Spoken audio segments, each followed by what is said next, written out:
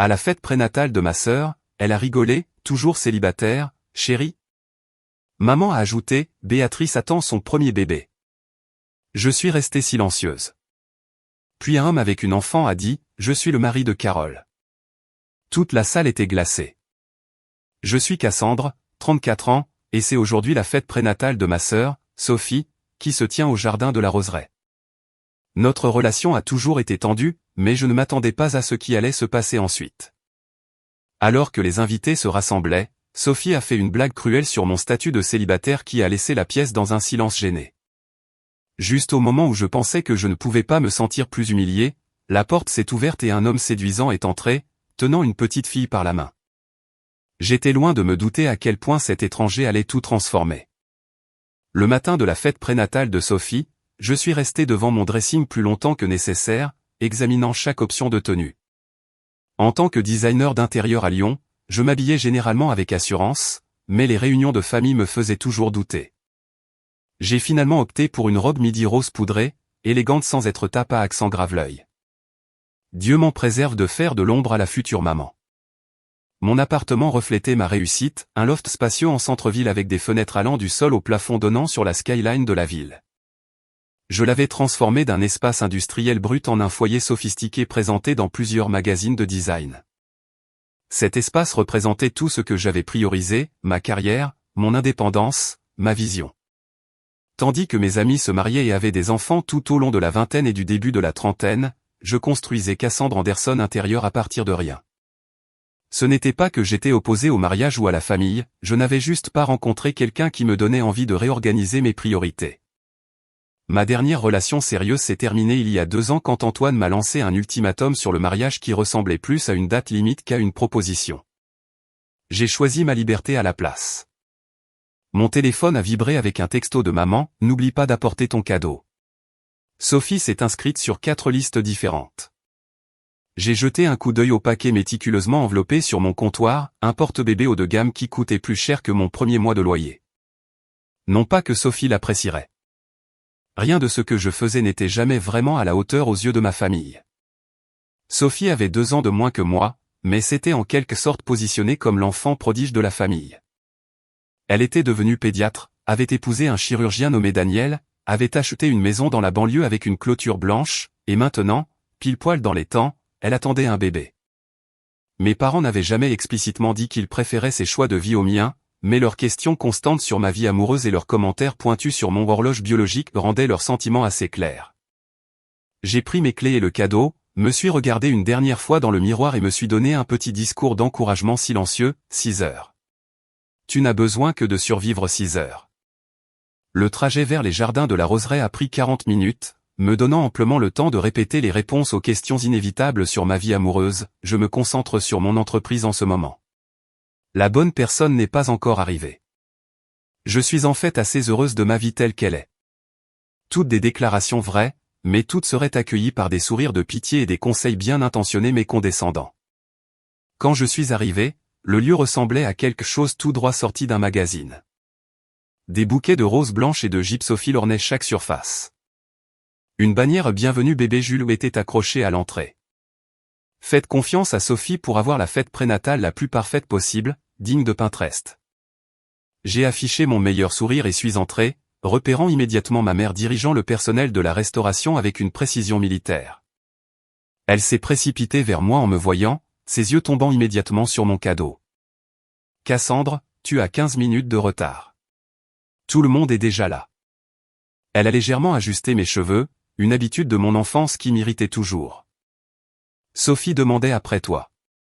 Les embouteillages, ai-je menti, sachant pertinemment que j'avais tourné 3 fois autour du pâté de maison pour retarder mon entrée. L'endroit est magnifique, n'est-ce pas? Sophie a tout planifié elle-même, même avec son emploi du temps chargé à l'hôpital. Une fille si organisée. L'implication étant, bien sûr, que je ne l'étais pas. J'ai hoché la tête et scanné la pièce, comptant au moins 30 femmes discutant en petits groupes. J'ai reconnu des tantes, des cousines, des amies de Sophie de la faculté de médecine, et quelques voisines de notre rue d'enfance. Toutes les personnes importantes dans la vie de Sophie étaient là pour la célébrer. Tante Martine m'a aperçu et m'a fait un signe de la main enthousiaste. Je me suis préparé alors qu'elle se précipitait, sachant exactement ce qui allait arriver. Cassandre, ma chérie, ça fait si longtemps. Elle m'a embrassé dans un nuage de parfums coûteux. Tu as l'air merveilleuse. Un homme spécial dans ta vie? Et ainsi commençaient les hostilités. Pas pour le moment, tante Martine. Mon entreprise me garde très occupé. J'ai changé de sujet. Comment se passe la retraite de l'oncle Philippe? Elle s'est lancée dans un compte rendu détaillé de leur récente croisière, me donnant un moment pour respirer. À travers la pièce, j'ai croisé le regard de Sophie. Ma sœur était radieuse dans une robe de maternité bleu pâle qui mettait en valeur son ventre de 7 mois. Elle m'a fait un petit signe de la main, mais n'a fait aucun mouvement pour venir me saluer. J'ai dû aller vers elle, comme toujours. Je me suis frayé un chemin à travers la foule, acceptant les câlins et détournant les questions personnelles aussi efficacement que possible. Au moment où j'ai atteint Sophie, j'avais déjà expliqué mon statut de célibataire à 5 membres de ma famille et à 2 de ses amis. Tu as réussi à venir, a dit Sophie, acceptant mon câlin obligatoire. Je commençais à penser que tu ne viendrais pas à manquer la fête prénatale de ma seule sœur? Jamais. Je lui ai tendu le cadeau. C'est pour bébé Jules. Merci. Tu peux le mettre sur la table avec les autres. Elle a fait un geste vers une table déjà débordante de cadeaux. Maman m'a dit que ton entreprise marchait bien. Ça doit te tenir occupé. La façon dont elle a dit occupé donnait l'impression que c'était un lot de consolation. Ça l'est. Je viens de terminer un projet pour ce PDG de technologie qui a été présenté dans Capital le mois dernier. Je n'ai pas pu m'empêcher de laisser un peu de fierté transparaître dans ma voix. C'est bien. Ça doit être épanouissant de décorer les maisons familiales des autres. Avant que je puisse répondre à cette pique à peine voilée, son amie Léa l'a appelé pour rencontrer la mère de quelqu'un, me laissant seul, mon cadeau toujours à la main. Je l'ai posé sur la table désignée et me suis dirigé directement vers la station de Mimosa. L'après-midi allait être long. La première heure s'est écoulée dans un flou de jeu de fête prénatale qui semblait conçu pour souligner mon statut d'outsider. Devinez la saveur de la nourriture pour bébé et ne dites pas bébé était assez innocent, mais partagez votre souvenir de maternité préférée m'a laissé silencieuse tandis que d'autres roucoulaient sur les premiers pas et les prononciations mignonnes. Je me suis occupé à aider maman à distribuer les canapés et à remplir les coupes de punch, jouant le rôle de la fille serviable tout en évitant les conversations. Ma cousine Béatrice m'a coincé près du buffet de dessert. Alors, pas d'accompagnateur aujourd'hui? Je pensais qu'après Antoine, tu aurais trouvé quelqu'un de nouveau maintenant. J'ai souri poliment. Je fais une pause dans les rencontres, je me concentre sur moi-même. C'est courageux. Son ton suggérait que c'était tout sauf cela. Tu sais, mon amie Justine est divorcée, mais vraiment gentille. Je pourrais lui donner ton numéro. J'apprécie l'idée, mais je vais bien, ai-je dit, attrapant une fraise pour éviter toute discussion supplémentaire. Eh bien, n'attends pas trop longtemps, a-t-elle chuchoté de manière complice. Les bons se font prendre rapidement après 30 ans. Je me suis excusé pour aller aux toilettes, ayant besoin d'un moment seul. Dans le miroir, j'avais exactement l'air de ce que je ressentais, légèrement rouge, les sourires tendus sur les bords. J'ai remis mon rouge à lèvres et me suis rappelé que j'avais une belle vie que j'avais construite entièrement selon mes propres termes. Peu importe ce que quiconque dans cette pièce pensait, j'en étais fier. Quand je suis revenu, c'était l'heure pour Sophie d'ouvrir les cadeaux. Tout le monde s'est rassemblé en cercle autour de sa chaise, qui avait été décorée de banderoles bleues et blanches pour ressembler à un trône. Maman avait chargé Léa d'enregistrer chaque cadeau pour les cartes de remerciement, et le déballage a commencé. Sophie a joué parfaitement son rôle, s'exclamant avec des niveaux appropriés de surprise et de gratitude pour chaque article. Oh, c'est exactement ce que nous voulions, s'est-elle exclamée pour un ensemble de grenouillères en coton biologique. Comment avez-vous su? Elle a roucoulé à propos d'un moniteur pour bébé qui était clairement sur sa liste de naissance. Quand elle a atteint mon cadeau, j'ai ressenti une nervosité irrationnelle. Le porte-bébé était le meilleur du marché, ergonomique et élégant, recommandé par tous les blogs parentaux que j'avais frénétiquement recherchés la nuit précédente. De la part de Cassandre, a annoncé Sophie, retirant soigneusement le papier d'emballage. Elle a soulevé le porte-bébé et l'a examiné. Oh, c'est sympa. Juste sympa. Pas exactement ce qu'elle voulait. Pas parfait, juste sympa. C'est celui qui a été présenté dans le monde de la maternité le mois dernier, ai-je offert. C'est censé être le meilleur pour le soutien du dos. Je crois que j'en avais mis un différent sur la liste, mais celui-ci est bien. Merci. Elle l'a mis de côté et a attrapé le cadeau suivant, écartant ainsi ma contribution. J'ai senti mes joues brûler mais j'ai maintenu mon sourire. De l'autre côté du cercle, maman m'a fait un petit haussement d'épaule, comme pour dire « À quoi t'attendais-tu » Après les cadeaux, c'était l'heure de porter un toast. Léa, en tant que demoiselle d'honneur au mariage de Sophie et apparemment meilleure amie désignée pour tous les événements de la vie, a commencé. Elle a partagé une histoire touchante sur le parcours de Sophie vers la maternité, son dévouement envers ses petits patients pédiatriques et comment elle serait la mère la plus incroyable de tous les temps. Puis ma mère a parlé, la voix pleine d'émotion à propos de son premier petit enfant. Elle a raconté comment Sophie avait toujours été maternelle, avait toujours su qu'elle voulait une famille, avait toujours été responsable et attentionnée. La pièce s'est tournée vers moi avec attente. En tant que sœur, j'étais évidemment la prochaine sur la liste. Je n'avais rien préparé, supposant que je pourrais m'effacer dans l'arrière-plan comme d'habitude. J'ai éclairci ma gorge et levé mon verre. À ma petite sœur.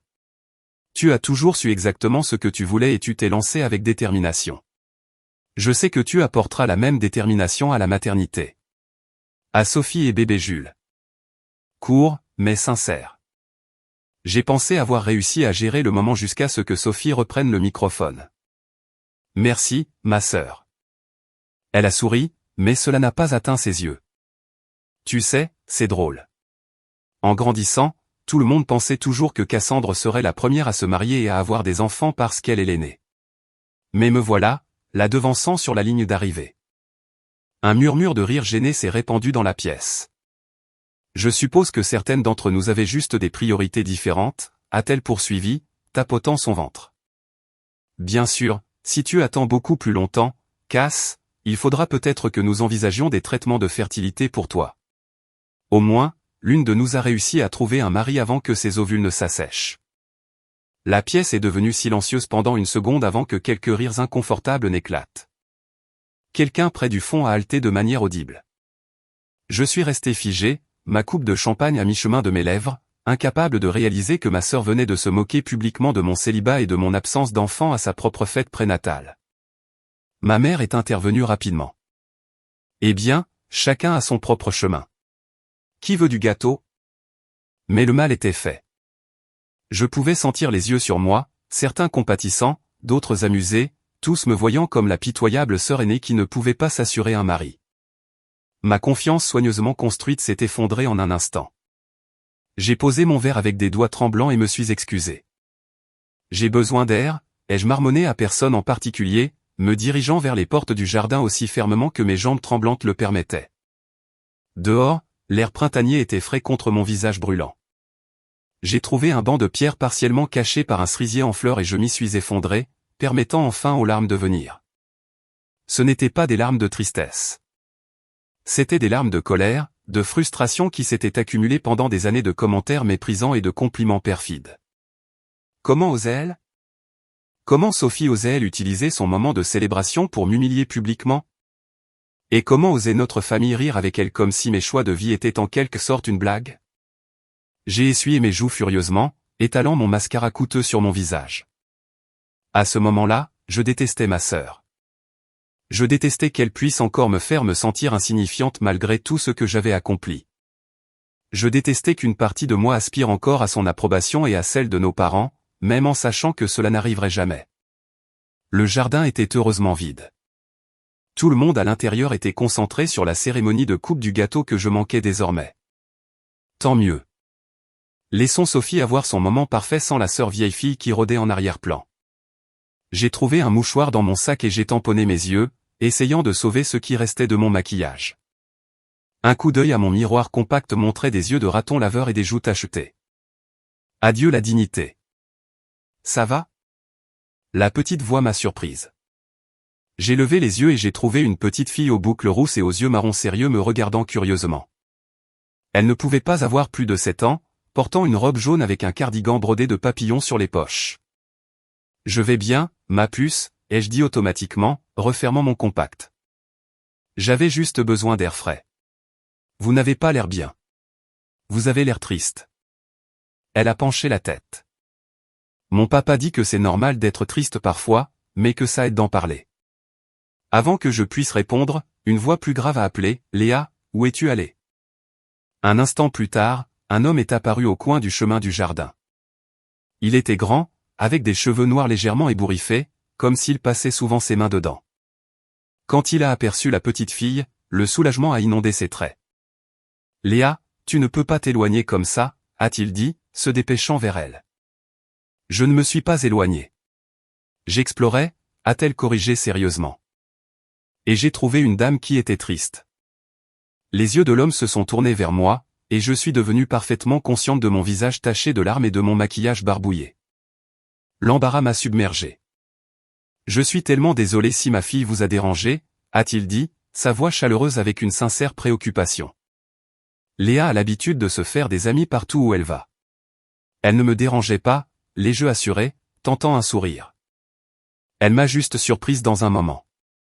Il m'a étudié pendant une seconde, puis a sorti de sa poche un mouchoir propre. Qui porte encore des mouchoirs? Tenez, cela pourrait t'aider. Je l'ai accepté avec gratitude. Merci. Je dois avoir l'air d'un désastre. Vous avez l'air de quelqu'un qui avait besoin de s'éloigner un instant de la fête, a-t-il dit diplomatiquement. Nous sommes nous-mêmes arrivés en retard. Je suis Nicolas Moreau et voici ma fille, Léa. Cassandre Anderson, ai-je répondu, utilisant le mouchoir pour essuyer le pire des traces de mascara. Cassandre, vous êtes la sœur de Sophie, a-t-il dit, la reconnaissance s'éveillant. Elle vous a mentionné. Mon estomac s'est serré. Seulement de bonnes choses, j'en suis sûr, ai-je dit, incapable de retenir le sarcasme dans ma voix. La bouche de Nicolas s'est plissée à un coin. En fait, elle a surtout mentionné que vous êtes designer d'intérieur. Je viens d'emménager dans la région et j'ai acheté une maison qui a désespérément besoin d'aide. Papa dit qu'elle a de bons os, mais une mauvaise peau, a ajouté Léa. Cela m'a arraché un rire sincère. C'est en fait une façon assez précise de décrire beaucoup de maisons. Pourquoi pleuriez-vous, a demandé Léa, sa franchise rafraîchissante après un après-midi de commentaires voilés. Léa, a réprimandé gentiment Nicolas.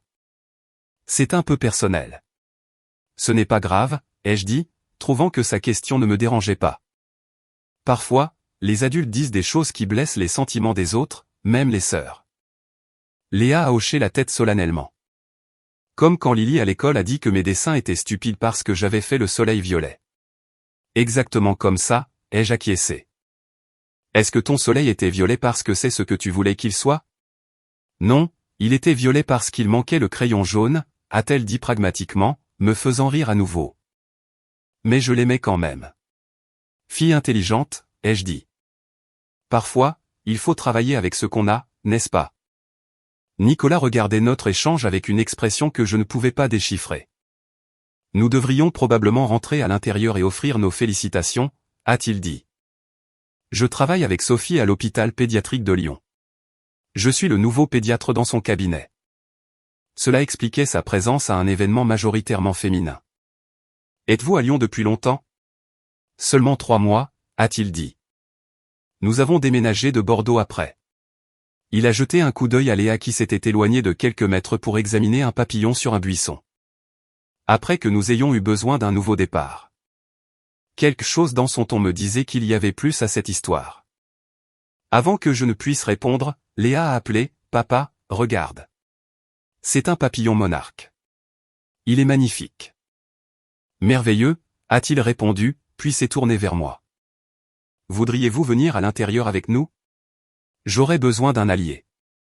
Je ne connais presque personne ici. Dans des circonstances normales, j'aurais trouvé une excuse.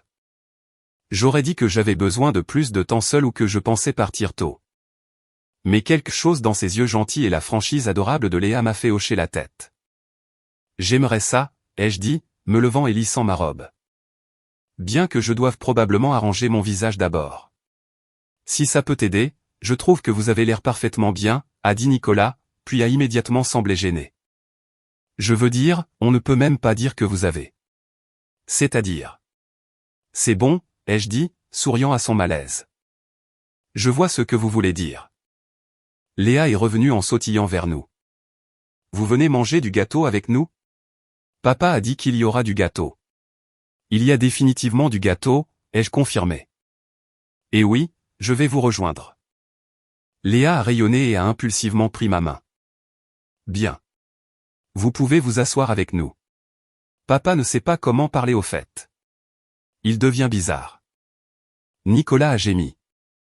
Et c'est assez de révélations sur moi pour une journée, merci, Léa. J'ai ri, me sentant plus légère que je ne l'avais été de toute la journée. Si ça peut te rassurer, je ne suis pas non plus très fêtarde. Pourquoi pas, a demandé Léa. Les fêtes ont du gâteau. Elles ont du gâteau, ai-je acquiescé. C'est probablement la meilleure partie.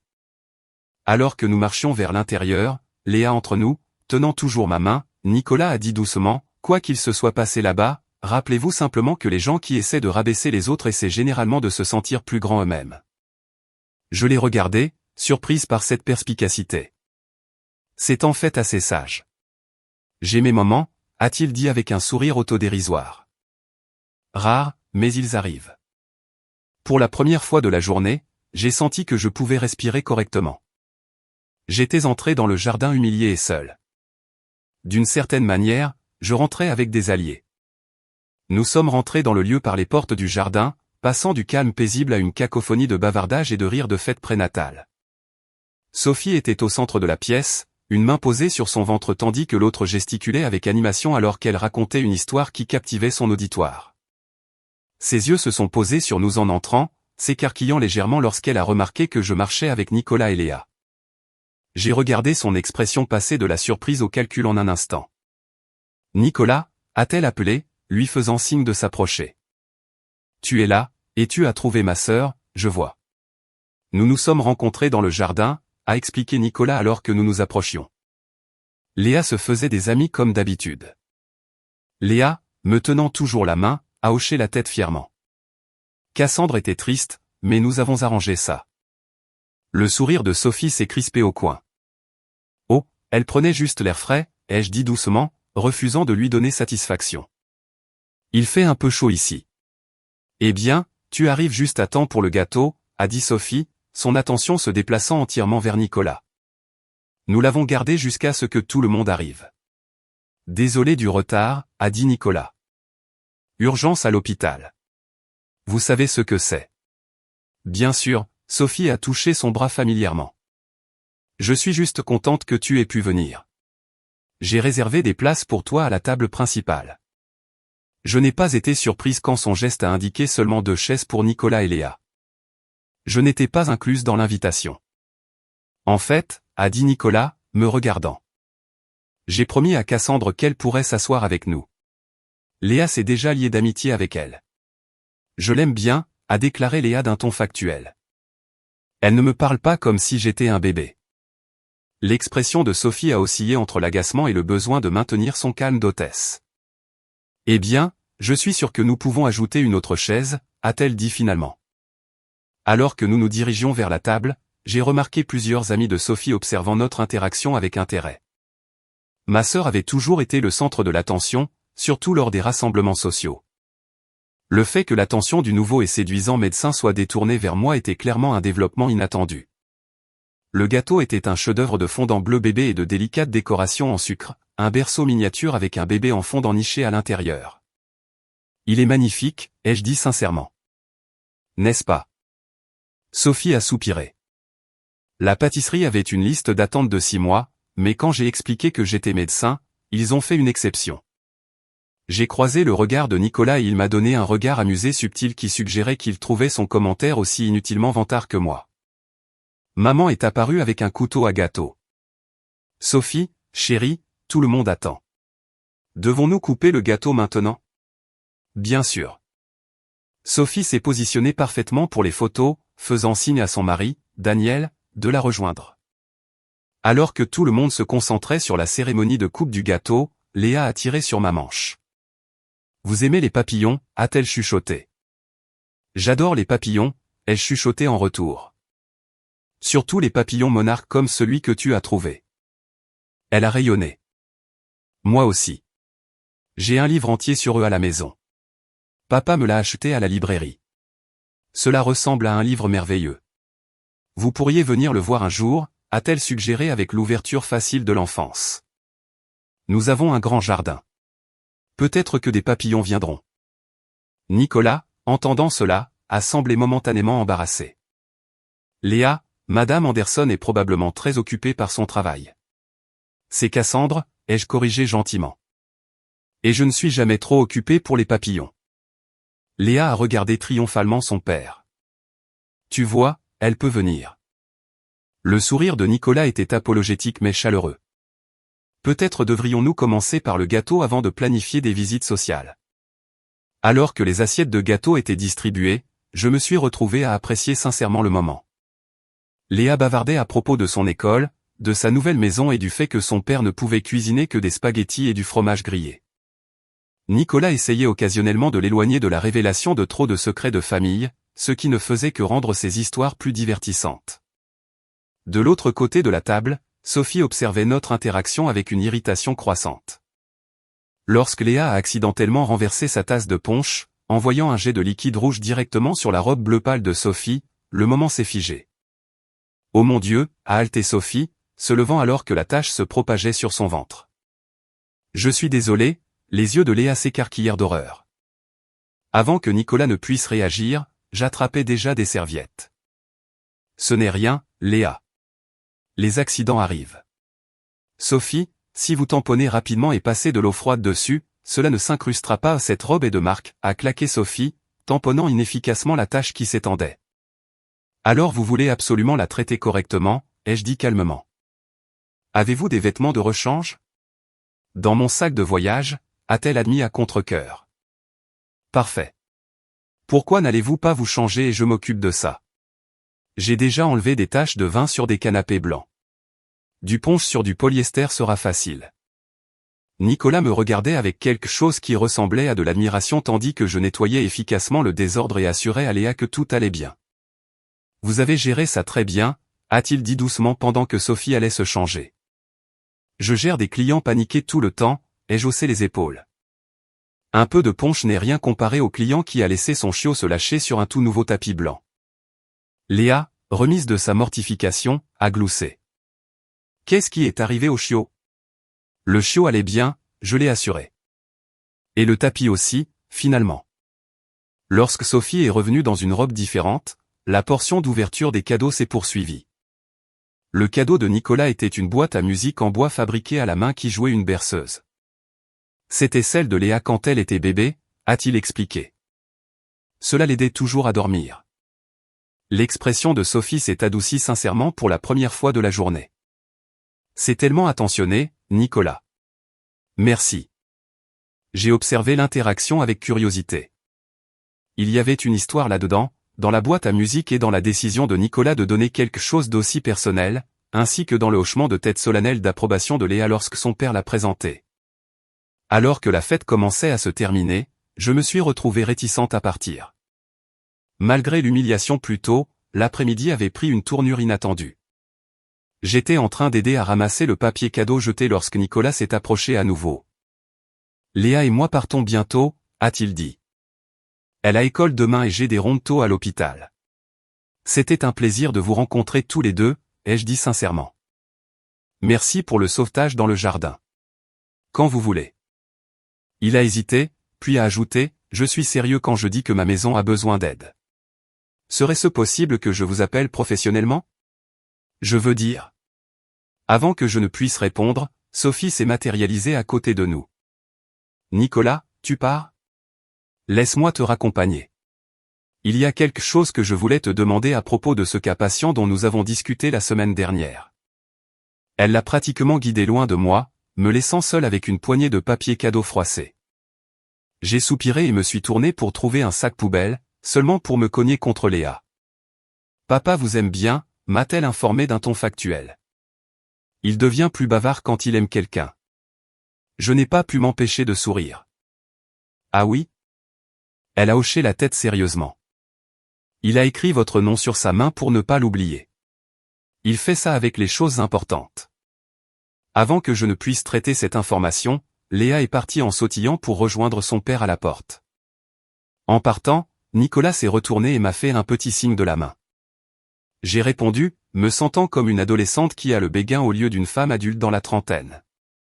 J'ai aidé maman à emballer les restes de nourriture lorsque Sophie m'a coincé dans la petite cuisine du lieu. Les derniers invités étaient partis, et Daniel chargeait les cadeaux dans leur SUV. C'était quoi exactement, a exigé Sophie, sa voix basse mais acerbe. J'ai continué à envelopper une assiette de sandwich dans du film plastique. Quoi? Tu sais exactement de quoi je parle. Nicolas Moreau est mon collègue, Cassandre. Nous travaillons ensemble tous les jours. J'ai posé l'assiette et lui ai fait face. Et nous avons eu une conversation. Il a l'air gentil. Il est gentil, et nouvellement célibataire après avoir perdu sa femme. La dernière chose dont il a besoin, c'est de quelqu'un qui flirte avec lui à une fête prénatale de toute chose. L'implication m'a piqué. Je ne flirtais pas avec lui. Sa fille m'a trouvé dehors après que ta petite blague m'ait humilié devant tout le monde, et ils ont eu la gentillesse de s'assurer que j'allais bien. Sophie a eu la grâce de paraître momentanément embarrassée, mais cela s'est rapidement transformé en défensive. C'était juste une blague, Cassandre. Tu es tellement sensible ces jours-ci. Une blague. J'ai senti des années de colère refoulées bouillonner à la surface. Tu t'es moqué publiquement de mon célibat et de mon absence d'enfant. Tu as suggéré que j'avais besoin de traitement de fertilité. En quoi est-ce drôle? Tout le monde a ri, a-t-elle souligné. Ils ont ri parce qu'ils étaient mal à l'aise et ne savaient pas quoi faire d'autre. Ma voix s'était élevée malgré mes efforts pour rester calme. As-tu une idée de ce que ça fait d'être constamment rappelé que ma vie ne correspond pas à ta définition de la réussite? Sophie a levé les yeux au ciel. Oh, s'il te plaît. Tu as toujours agi comme si tu étais au-dessus de tout avec ta carrière chic et ton appartement en centre-ville. Certaines d'entre nous voulaient une famille et une vie normale. Et tu penses que moi, je ne voulais pas? Tu penses que j'ai choisi d'être célibataire à 34 ans? Que je ne veux pas ce que tu as? Eh bien, tu n'as certainement jamais agi comme ça.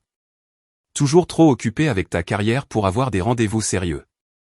Trop difficile sur les hommes. Trop indépendante. Trop indépendante? Ai-je répété, incrédule. Est-ce une mauvaise chose maintenant? Aurais-je dû me contenter de quelqu'un qui n'était pas bon pour moi juste pour cocher le mariage sur une liste? Tu n'as même pas essayé, la voix de Sophie s'est élevée pour correspondre à la mienne. Tu as rompu avec Antoine quand il voulait devenir sérieux. Tu travailles 60 heures par semaine. Tu sors à peine. C'est comme si tu avais peur d'avoir ce que maman et papa ont. Ce que maman et papa ont n'est pas la seule définition du bonheur. J'étais pratiquement en train de crier maintenant. Et pour ton information, Antoine m'a donné un ultimatum. Il ne se souciait pas de ce que je voulais ou de ce dont j'avais besoin. Il voulait juste une femme qui mettrait sa carrière en premier et aurait ses bébés selon son calendrier. Au moins, il voulait t'épouser. Sais-tu combien de femmes seraient reconnaissantes pour ça? Je ne veux pas que quelqu'un au moins veuille m'épouser. Je veux quelqu'un qui m'aime pour qui je suis, pas pour qui ils peuvent me modeler. Nous étions face à face maintenant, des années de ressentiment éclatant enfin à la surface. Un raclement de gorge depuis l'embrasure de la porte nous a fait nous tourner toutes les deux. Maman se tenait là, son expression un mélange d'inquiétude et de désapprobation. Les filles, on vous entend dans la pièce principale. Qu'est-ce qui se passe? Sophie s'est immédiatement mise à pleurer, sa main allant à son ventre dans un geste qui semblait calculé pour une sympathie maximale. Cassandre crie sur moi à ma propre fête prénatale. Le stress n'est pas bon pour le bébé. J'ai ouvert la bouche pour protester contre la manipulation, mais maman se déplaçait déjà aux côtés de Sophie. Cassandre, ta sœur est enceinte. Quoi que ce soit, cela peut sûrement attendre un autre moment. C'était si prévisible que cela m'a presque fait rire. Bien sûr, les sentiments de Sophie passaient toujours en premier. Ses réalisations étaient toujours plus importantes. Ses choix de vie étaient toujours les bons. Ce n'est pas juste, maman, ai-je protesté. N'est-ce pas? Quand est-ce que l'une de vous deux m'a demandé des nouvelles de mon entreprise sans immédiatement changer de sujet? Quand avez-vous jamais été aussi fier de mon article dans le magazine que vous l'étiez de la remise de diplôme de Sophie à la faculté de médecine? Quand m'avez-vous déjà défendu lorsque des proches demandaient pourquoi j'étais toujours célibataire au lieu de vous joindre à l'interrogatoire? Maman a semblé sincèrement surprise. Nous sommes fiers de toi, Cassandre. Nous avons toujours été fiers. Non, vous avez toujours été préoccupé. Préoccupé que je ne suive pas le scénario. Préoccupé que je puisse finir seul. Préoccupé que je ne sois pas comme Sophie. Ce n'est pas vrai, insista maman. Mais ses yeux n'ont pas rencontré les miens. C'est vrai, a dit Sophie de manière inattendue. Mais c'est parce que nous nous inquiétons pour toi. Tu es toute seule dans cet appartement, tu travailles tout le temps, pas de partenaire pour te soutenir. Je ne suis pas seule. J'ai des amis. J'ai des collègues. J'ai une vie que j'ai construite moi-même et dont je suis fier. J'ai pris une profonde inspiration. Et je n'ai pas besoin de votre pitié ou de votre inquiétude. J'ai besoin de votre respect. Le respect, ça se mérite, a rétorqué Sophie. Et construire une entreprise prospère à partir de rien ne le mérite pas? Être financièrement indépendante ne le mérite pas? Créer une vie selon mes propres termes ne le mérite pas? Qu'est-ce qui mériterait ton respect, Sophie? Épouser le premier homme qui demande? Avoir un bébé parce que la société dit que c'est l'heure. Arrêtez, vous deux, est intervenue maman. C'est ridicule. Vous êtes sœurs, de la même famille. Être de la même famille ne lui donne pas le droit de m'humilier, ai-je dit doucement. Et ça ne te donne pas le droit de toujours prendre son parti. Le visage de maman a rougi. Je ne prends pas toujours son parti. Nomme une seule fois où tu ne l'as pas fait, ai-je défié. Le silence qui a suivi fut une réponse suffisante. Je pense que je devrais partir, ai-je dit finalement. Félicitations pour le bébé, Sophie. J'espère qu'il grandira dans une famille qui valorise l'individualité plus que la conformité. Je suis sorti de la cuisine, passant devant Daniel, qui avait clairement entendu au moins une partie de la dispute. Il a eu la décence d'avoir l'air mal à l'aise.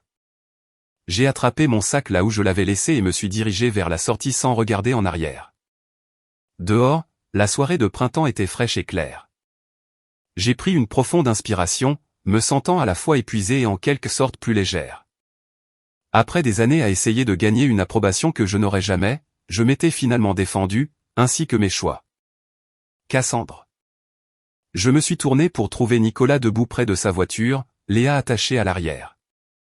Je pensais que vous étiez parti, ai-je dit, surprise. Léa a oublié son gilet, a-t-il expliqué, brandissant le cardigan à papillons. Est-ce que tout va bien? Vous avez l'air bouleversé. Juste des drames familiaux, ai-je dit, tentant un sourire. Rien de nouveau. Il m'a étudié un instant. Nous allions nous arrêter pour manger une glace en rentrant. La récompense de Léa pour s'être bien tenue à la fête. Voudriez-vous vous joindre à nous? La glace répare la plupart des choses, selon la philosophie de vie de Léa. La gentillesse de son offre a failli me défaire. J'aimerais ça, ai-je admis. Mais je suis venu en voiture, donc je devrais vous suivre. Parfait, a-t-il dit, sortant son téléphone. Donnez-moi votre numéro et je vous enverrai l'adresse par texto. Alors que je dictais mon numéro, j'ai remarqué qu'il avait déjà une marque de stylo sur sa paume, exactement comme Léa l'avait dit. La pensée m'a fait sourire malgré tout. Le glacier était un petit endroit familial appelé le Délice. Léa nous a conduits à la meilleure table près de la fenêtre, m'informant avec autorité que la fraise était bonne, mais que le chocolat était meilleur. Nicolas la regardait avec une tendresse amusée. Elle n'a pas tort pour le chocolat, a-t-il confié pendant que nous attendions notre commande. Bien que j'ai un faible pour la menthe chocolat moi-même. La menthe chocolat a toujours été ma préférée aussi, ai-je admis. Léa a plissé le nez. La menthe a le goût de dentifrice. La sagesse des enfants. Nicolas a ri, allant droit au cœur du sujet. Nos glaces sont arrivées, chocolat pour Léa, menthe chocolat pour Nicolas et moi. Et pendant quelques minutes, nous l'avons apprécié dans un silence agréable. Alors, a finalement dit Nicolas, sans trop insister, voulez-vous parler de ce qui s'est passé là-bas? Vous sembliez très bouleversé en sortant. J'ai hésité, remuant ma glace pensivement. La famille est compliquée. Ma sœur et moi, nous ne nous sommes jamais vraiment comprises. Les sœurs peuvent être comme ça, a-t-il hoché la tête. Mon frère et moi sommes aussi des opposés complets. Ce n'est pas seulement que nous sommes différentes, ai-je essayé d'expliquer. C'est que ma famille considère ses choix de vie comme les bons et les miens comme temporaires. Comme si je faisais juste passer le temps jusqu'à ce que je me mette au pas, que je me marie et que j'ai des enfants. Et ce n'est pas ce que vous voulez, a-t-il demandé prudemment. Ce n'est pas que je ne veux pas ces choses. Je les veux juste à mes conditions, avec la bonne personne, quand cela a du sens pour ma vie, pas parce que c'est ce qui est attendu. Je peux comprendre ça, a-t-il dit. La vie suit rarement le plan de toute façon. Quelque chose dans son ton m'a fait lever les yeux. Est-ce ce qui s'est passé avec vous et Léa? Ses yeux se sont déplacés vers sa fille qui créait joyeusement une moustache de glace. D'une certaine manière. Caroline, ma femme, et moi avions toute une vie tracée, jalons de carrière, 2 enfants, maison en banlieue. Puis elle a été diagnostiquée avec un cancer de l'ovaire quand Léa avait 4 ans. 18 mois plus tard, elle était partie. Nicolas, je suis tellement désolé, ai-je dit doucement. Il m'a donné un sourire triste. Le fait est que vous pouvez tout faire correctement et la vie vous réserve quand même des surprises. Alors, autant vivre authentiquement en attendant. Léa a levé les yeux. Vous parlez encore de maman? Juste un peu, ma puce, a dit Nicolas gentiment. Léa a hoché la tête solennellement. Papa dit que c'est normal d'être triste parfois, mais nous devons aussi nous souvenir des choses joyeuses. Elle s'est tournée vers moi. Vous voulez voir mon dessin? Je l'ai fait pendant que vous parliez. Elle a poussé une serviette à travers la table. Dessus, elle avait dessiné 3 bonshommes allumettes, un grand avec des cheveux en épi étiqueté et papa, un petit avec des cheveux bouclés étiqueté et moi, et un moyen avec des cheveux longs étiqueté et Cassandre. C'est un beau dessin, Léa, ai-je dit, sincèrement touché. Merci de m'avoir incluse. De rien. Vous pouvez le garder si vous voulez. J'ai soigneusement plié la serviette et l'ai glissée dans mon sac à main. Je vais le chérir. Une semaine plus tard, Nicolas a appelé à propos de sa maison. Ce qui a commencé comme une consultation professionnelle s'est transformé en dîner après que Léa soit allée se coucher. Nous avons parlé jusqu'à minuit, découvrant des goûts partagés en musique, en livres et en vieux films terribles. Il était facile de parler avec lui, il était attentionné, drôle et rafraîchissant de franchise. Notre relation s'est développée naturellement au cours des mois suivants. Je l'ai aidé à transformer sa maison d'un espace stérile, tout juste emménagé, en un foyer chaleureux qui reflétait à la fois sa personnalité et celle de Léa. Il écoutait mes histoires sur des clients difficiles et des tensions familiales sans jugement. Léa et moi avons planté un jardin de papillons dans leur arrière-cour, avec des asclépiades pour les monarques. 3 mois après la fête prénatale, Sophie a donné naissance à un petit garçon en bonne santé. J'ai envoyé des fleurs et un cadeau, mais je n'ai pas visité l'hôpital. Une semaine plus tard, Nicolas m'a encouragé à la contacter. La famille est compliquée, m'a-t-il rappelé de mes propres mots. Mais c'est toujours la famille. Je suis allé chez elle seule, armé d'un autre cadeau et d'attente modérée. Sophie a ouvert la porte, l'air épuisé, mais heureuse. Bébé Jules était niché contre son épaule. Cassandre, dit-elle, surprise évidente dans sa voix. Je ne m'attendais pas à te voir. Je peux partir si ce n'est pas le bon moment, ai-je proposé.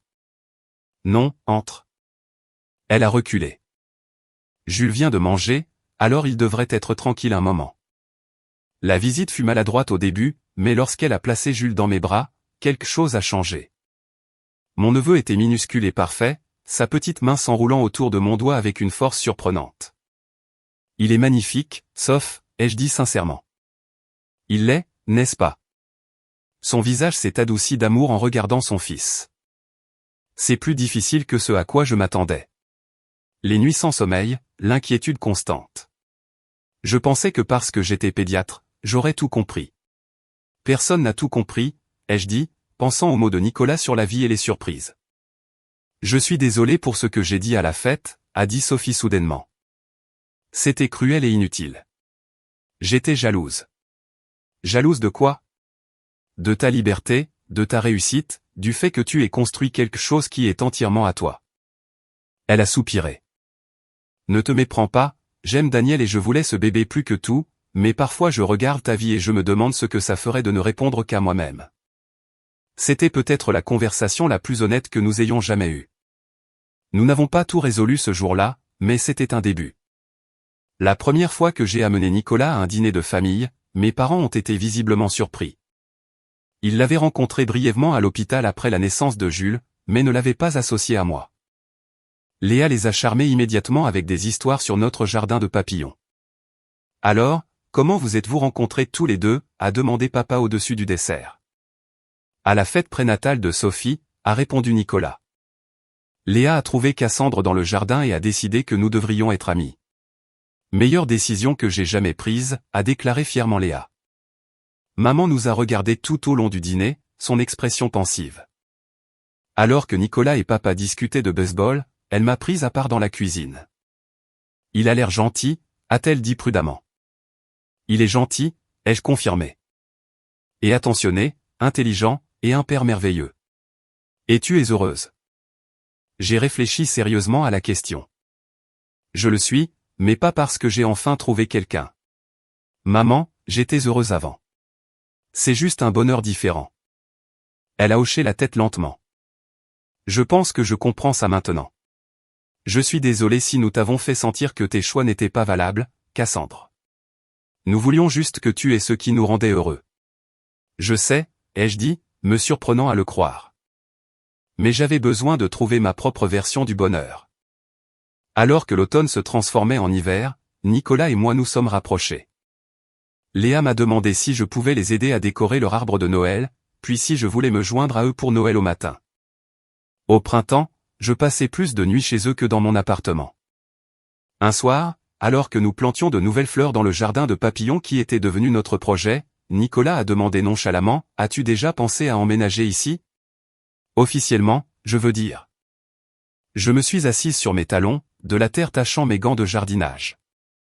Es-tu en train de me demander d'emménager avec toi?